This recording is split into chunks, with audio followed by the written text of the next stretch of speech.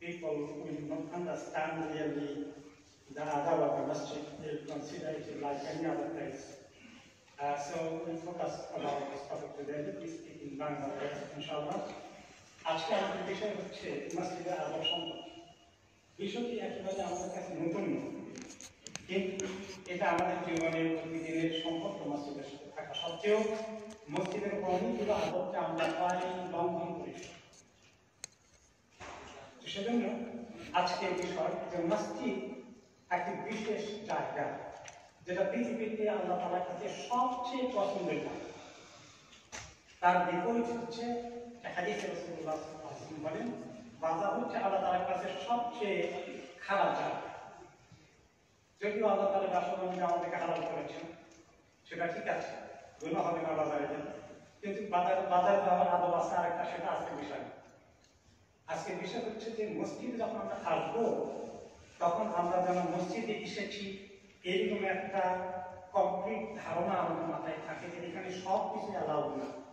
আমার বাড়ি, ঘরে, অফিস, আদালতে, হাটে ঘাটে, বাজারে, রাস্তাঘাটে যেভাবে আমি কথাবার্তা চলাফেরা করতে পারি, মসজিদে আল্লাহ ঘরে ঢুকেছে আমার অনেক রেস্ট্রিকশন চলে এসেছে। আমি এগুলোকে মেনটেন করতে, এবং এই মসজিদটা হতে পারে একেবারে ছোট্ট মসজিদ, হতে পারে একেবারে কুড়ে ঘরের মতো, কিন্তু এটা শান আল্লাহর কাছে এত বেশি, এত মর্যাদা। অনেক বড় রাজপ্রাসাদের কাছে আল্লাহর এই ছোট্ট কুড়ে ঘরের মসজিদের শান অনেক বেশি। কেমন যে এই ঘরে আল্লাহকে ডাকা হয়, আল্লাহর ইবাদত করা হয়, আল্লাহর কাছে সাজদা করা হয়। এর চেয়ে বড় কাজ আর কিছু আছে পৃথিবীতে? কারণ আল্লাহ তাআলাকে ডাকার জন্য, তাঁর ইবাদত করার জন্যই তো আমাদের সৃষ্টি করা হয়েছে। সবচেয়ে উত্তম কাজ মসজিদে করা হয়। আমি এই মসজিদে বলা হয়েছে প্রত্যেকটি মুত্তাকির তার প্রিয় ঘর হচ্ছে মসজিদ। যে মসজিদকে অত্যন্ত ভালোবাসে, এটা তার ইমানের লক্ষণ। এবং যে ব্যক্তি মসজিদকে ভালোবাসে এইভাবে, যে মসজিদে নামাজ পড়তে যেতে সে কোনো রকমই চিন্তা করতে পারে না যে আমি আমার ওয়াক্তে ফরজ নামাজ ঘরে পড়ছি, কখন মসজিদে যাবে, ফজর পরে, যখন যোহর পরে, মাগরিব, ইশা, প্রত্যেকটি ওয়াক্তে মসজিদে আসার জন্য তার মনের ভিতরে এই যে চেতনা কাজ করে, যে কোনো কাজ করেন, ব্যস্ততা থাকুন, সব কিছু দৌড়ে ফেলে দৌড়ে চলে আসবে মসজিদে। এই যে তার টান মসজিদের জন্য, এইরকম টান দিনের মধ্যে যার মসজিদের জন্য রয়েছে, আল্লাহ তাআলা তাকে কিয়ামতের দিন আরশের নিচে ছায়া দেন। যে ব্যক্তি মসজিদে গল্প গুজব আড্ডা বানাইতে আসে তার জন্য এই খবর। এজন্য আরেকটা হাদিস তিনি বলেছেন, যখনই কেউ মসজিদে যায়, যতবার যায় সকাল, সন্ধ্যায়, দিনে, রাতে, ততবার আল্লাহ তাআলা জান্নাতে তার জন্য মেহমানদারি তৈরি করেছেন। মসজিদে আসার কতগুলো আদব রয়েছে। প্রথমত, বিশেষ করে জুমার দিনে আমরা যে কোনো কাজ করাই ওয়াক্তিয়া নামাজের জামাতেও প্রথমত আপনার পোশাকটা যেন পরিচ্ছন্ন থাকে। অনেক দিন পর্যন্ত ধোয়া হয় নাই, ওয়াশ করা হয়নি, আপনি গায়ে দিতে দিতে এটার কাছে কোনো গন্ধ আপনার গায়ে লাগে না, 6 মাস থাকলেও আপনি ঠিক আছে, কিন্তু আপনার পাশে মানুষ দাঁড়ালে আপনার কাপড় থেকে যদি দুর্গন্ধ আছে, যেটা আপনি টের পান না, কারণ যে ব্যক্তি সবসময় একটা মধ্যে আছে তার কাছে এটা কোনো খারাপ লাগে। অন্য মানুষের পাশে গেলেই যা পাওয়া যায় যে এটা অনেকদিন ধোয়া হয়, এটা কিচেনের পাশে লটকানো ছিল, গাড়ির আপনি সব ঢুকে বসে গেল, আপনি মোটেই টের পান না, কিন্তু পাশের মানুষের এত কষ্ট। পরিচ্ছন্ন, ধোয়া, পরিষ্কার, যে আপনার যদি 3টা জামা থাকে তার মধ্যে যেটা ভালো সবচেয়ে সেটা পরে মসজিদে আসা আল্লাহ পছন্দ করেন। আর যদি সবচেয়ে ভালো শ্বশুর বাড়ি যাওয়ার জন্য রেখে দেয় আর মসজিদের কোরআনটা নিয়ে সবসময় যায়, এটা ভালো লাগে। এরপরে আপনার শরীর থেকে যেন কোনো দুর্গন্ধ না আসে, এই জন্য জুমার দিন বিশেষ করে নবী করিম সাল্লাল্লাহু আলাইহি ওয়াসাল্লাম গোসল করতে বলেছেন। অন্য সময় যদি আপনি ঘর্মাক্ত থাকেন, ঘামে ঘেমে গেছেন, তাহলে গোসল করে নামাজ এটা দূর করা, আতর ব্যবহার, মেসওয়াক করা। তিনি বলেছিলেন উম্মতের কষ্ট না হাত ফরজ করে যে কোনো অবস্থাতে মেসওয়াক না করে মসজিদে ঢুকতেই পারে। আপনার চারটা, আপনার পাশে কি পরিমাণ মানুষ, আমি নিজে কষ্ট পাই আমার পাশে নামাজ পড়ানোর সময়, এবং প্রচুর মানুষ আমাকে অভিযোগ করতেই থাকে যে মানুষটা আমি নামাজ পড়েছি তার দিকে আমার খালি বদয়া এসেছে, তার দুর্গন্ধে আমি নামাজ জানা। কিছু লোক আছে মানুষ ঢুকলেই, মসজিদে ঢুকলেই তার বদ, সুবহানাল্লাহ, এই এত পবিত্রতা ইসলামের অঙ্গ, সেই জিনিসটা আমরা কেন এটা মিস করি? কাজে অনেক প্রপার্টি মেসওয়াক থাকবেন। আপনি সকালে ব্রাশ করেছেন, এতক্ষণ 3 ঘন্টা 10 ঘন্টা অফিস ছিলেন, দোকানদারি করেছেন, আপনি এখন ওই অবস্থায় চলে এসেছেন, ওই সেই সকালে ব্রাশ করেছেন, এতক্ষণ কি অবস্থা হয়েছে? এই জন্য নবী করিম সাল্লাল্লাহু আলাইহি ওয়াসাল্লাম মেসওয়াক রাখতে বলেছেন। আপনি এই জন্য যারা দিনদার মুত্তাকি তারা পকেটে মেসওয়াক রাখে, প্রত্যেকের মেসওয়াক থাকে।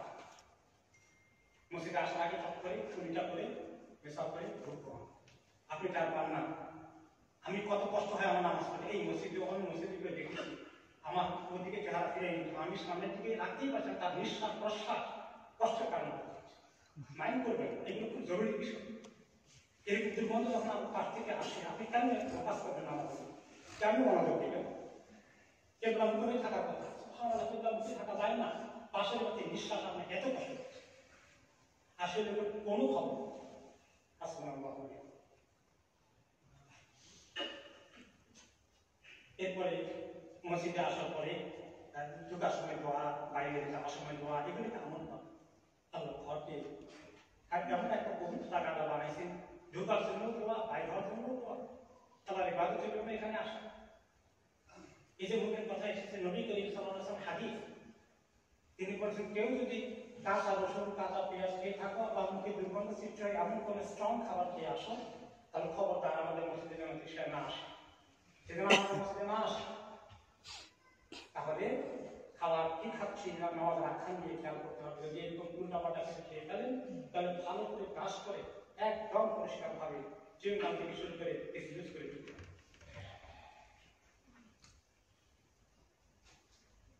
মসজিদে আসার সময় খুব তাড়াহুড়া না করা, একটু ব্যক্তিত্বের সাথে ধীরে সুস্থে হাঁটা, দৌড়ে না আসা, এগুলো মসজিদে আসা। ঢোকার সময় দোয়াটাকে মিস না করা। এরপরে মসজিদে আসার পরে 2 রাকাত তাহিয়াত মসজিদ পড়ে নেওয়ার একটা সুযোগ হয়। তার মানে সুন্নাত নামাজ আছে, সেটা পড়ার পরে যদি তাহিয়াত মসজিদ আদায় হয়ে যায়। মসজিদের মধ্যে অনেকেই কিছু হারিয়ে গেলে, আমার ফোনটা হারিয়ে গেছে, একটি অ্যানাউন্স করবেন, হারাম, একদম হারাম। আর কোনোদিন হারিয়ে গেলে মসজিদে অ্যানাউন্স করলে, নবী করিম সাল্লাল্লাহু আলাইহি ওয়াসাল্লাম বলেছেন, এরকম কেউ বললে তাকে বলবা, তোমার ওই জিনিস যেন আমরা কোনোদিন ফিরে না দিই। কত করেছে ব্যবসা বাণিজ্যের কোনো এমন কোনো সকল, আমি দোকান করছি সবাই কাজে, এই জাতীয় যদি বলে তোমরা সবাই বদ্ধ করা, তোমার ব্যবসা আদার জীবনের কোনো লাভ নেই। মসজিদের মধ্যে কথাবার্তা জোরে বলা যাবে না, কথাবার্তা জোরে হয় প্রায় দেখি। আমার পিছনে প্রথম 2-3 টাকার মধ্যে ঝগড়া চলতেই থাকে। আল্লাহ আমাদের হেদায়েত দেয়। জায়গা নিয়ে ঝগড়া শেষ না, এত জোরে আওয়াজ, এত বড় অহংকার করে কথা, কি নামাজ পড়তে হবে বলে? এগুলো আমরা খেয়াল করি। আপনাকে এত কষ্ট হচ্ছে, আপনার পায়ে মারা লেগে গেছে, আপনার ব্যথা পেয়েছে, আপনার জায়গায় একটু কষ্ট হয়ে যাচ্ছে, হঠাৎ ঢুকে পড়েছে, আল্লাহ বসতে সবর করে, সবর করে। আপনি যদি রিয়াকশন দেখেন, খালাস, আপনার নেকি পাল্লা খাতা গুটিয়ে রাখে, গুনাহ কিছু করছে।